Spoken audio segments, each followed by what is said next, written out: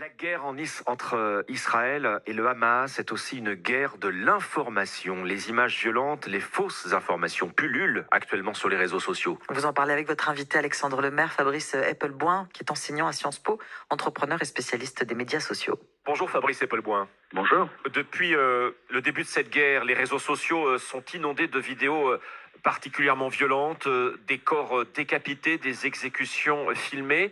On a le sentiment que les responsables des plateformes sont impuissants à réguler ces contenus ou alors qu'ils ne mettent pas beaucoup d'énergie à les censurer. Il faut bien comprendre que la force nécessaire pour réguler ce type de contenu va varier de 1 à 100 selon que vous soyez dans une période normale ou dans une période de crise telle que celle que nous traversons. Et aucune entreprise au monde ne peut multiplier par 100 sa force de travail du jour au lendemain sur un événement qui est par nature imprévisible. Par ailleurs, les algorithmes, l'intelligence artificielle, on le sait depuis qu'il y a eu des fuites de Facebook, ne peuvent pas prendre en compte ce genre de problématiques.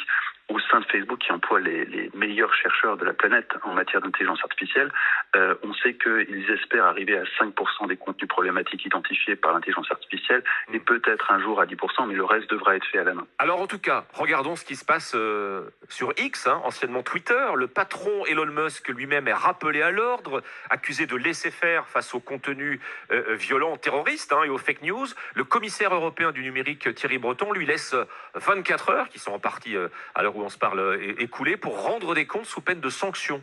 Oui, et Elon Musk lui a répondu de lui donner une liste des contenus qui posaient problème, ce à quoi Thierry Breton lui a dit que ses équipes étaient en relation avec les siennes, ce à quoi il a répondu qu'il souhaitait faire tout ça de façon transparente et ouverte. Et là, Thierry Breton n'a pas répondu. Vous dites, Fabrice Eppelboin, que les plateformes ne sont pas en mesure de juguler cet afflux de vidéos dans un cas de guerre, de crise comme celui-ci. Le problème avec la gestion d'Elon Musk, puisqu'on parle de lui, c'est qu'en rachetant Twitter, il a décimé les équipes de modération en procédant à des licenciements. Les plateformes investissent-elles suffisamment dans les modérateurs ? Alors pour comprendre la problématique et pour comprendre les raisons de ces licenciements en masse, il faut s'intéresser à un chapitre qui n'a jamais été traité en France, qui sont les Twitter Files, la façon dont toute l'architecture de modération fonctionnait avant Elon Musk, avec un système qui gérait tous les flux d'informationnels sur des bases politiques. Et le problème, c'est que aucun média en France n'a traité le sujet, qui est particulièrement délicat, parce qu'on s'aperçoit que tout ce qu'on nous avait raconté avant sur Twitter, le biais en faveur de l'extrême droite américaine, tout ça est parfaitement faux, et que ces armées de modérateurs qui ont été licenciés, non seulement avaient un biais idéologique très fort, mais qui plus est avaient littéralement pris le contrôle de l'entreprise au détriment de sa direction et fonctionnaient dans une forme d'autonomie en appliquant leurs idées. Les raisons de ce licenciement en masse peuvent se comprendre, mais pour ça, il faut faire beaucoup de travail, revenir quelques mois en arrière, s'intéresser aux Twitter Files, les analyser et prendre une à une les différentes révélations, ce qui s'appuie quand même sur des éléments qui ont été publiés et qui sont issus des communications internes de Twitter. Bien, il se trouve que depuis la fin du mois d'août, une nouvelle législation européenne sur les services numériques impose en tout cas de nouvelles règles, en particulier une obligation de moyens, ce qui passe par le recrutement de davantage de modérateurs, Fabrice Eppelboin. Bien sûr, mais là encore, imaginez-vous avoir par exemple en temps normal 1000 modérateurs pour modérer les contenus sur la France, et faire face à ce genre de situation, il faudrait que vous passiez de 1000 modérateurs à 10 000, peut-être 50 000 modérateurs. La taille, la dimension des contenus à modérer n'est absolument pas la même chose depuis vendredi dernier. Leur modèle économique basé sur de la publicité ne permet pas de payer une puissance de modération suffisante. Depuis vendredi dernier, est-ce que l'on peut parler d'une guerre de l'information qui se joue sur les réseaux sociaux ?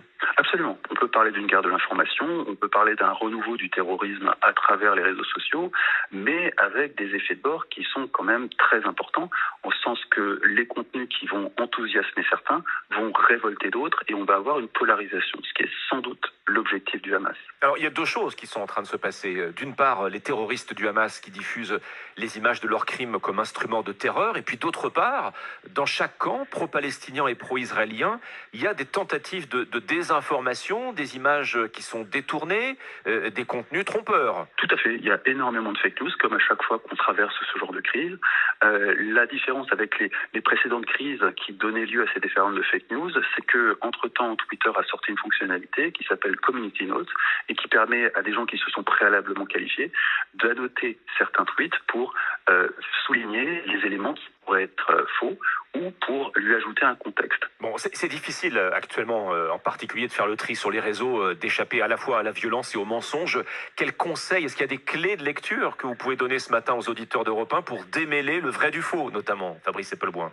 Le premier conseil pour ceux qui utilisent Twitter, c'est que depuis maintenant 4 ou 5 mois, Twitter a introduit la possibilité de désactiver le fameux algorithme. Vous avez un premier onglet qui s'appelle « Pour vous », qui est le résultat de l'algorithme, et un deuxième onglet qui s'appelle « Abonnement », qui est juste le fil chronologique des gens que vous suivez. Si vous êtes sensible à ces contenus, cliquez sur le deuxième onglet et vous aurez un fil qui ne sera constitué que par des gens que vous suivez. À partir de là, si l'un des contenus vous choque, arrêtez de suivre la personne. C'est aussi bête que ça. Vous avez aussi la possibilité dans les options de Twitter de masquer les contenus sensibles et d'éviter que les vidéos se jouent automatiquement. Et à partir de là, vous êtes à l'abri. Alors, si l'on parle effectivement des autres réseaux, c'est une mesure en effet imposée par la nouvelle législation européenne sur les services numériques, les Facebook, Instagram et autres. On peut désactiver également l'affichage des publications estampillées qui devraient vous plaire pour se protéger, là encore. Tout à fait.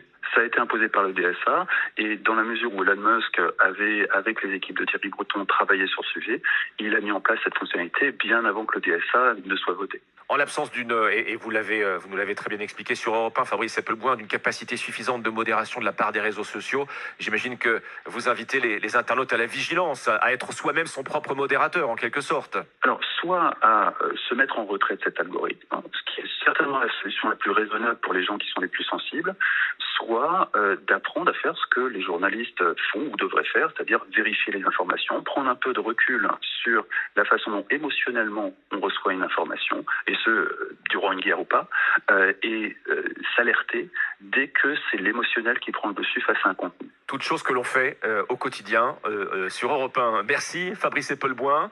Je rappelle que vous êtes enseignant à Sciences Po, entrepreneur et spécialiste des médias sociaux. Merci à vous. Merci.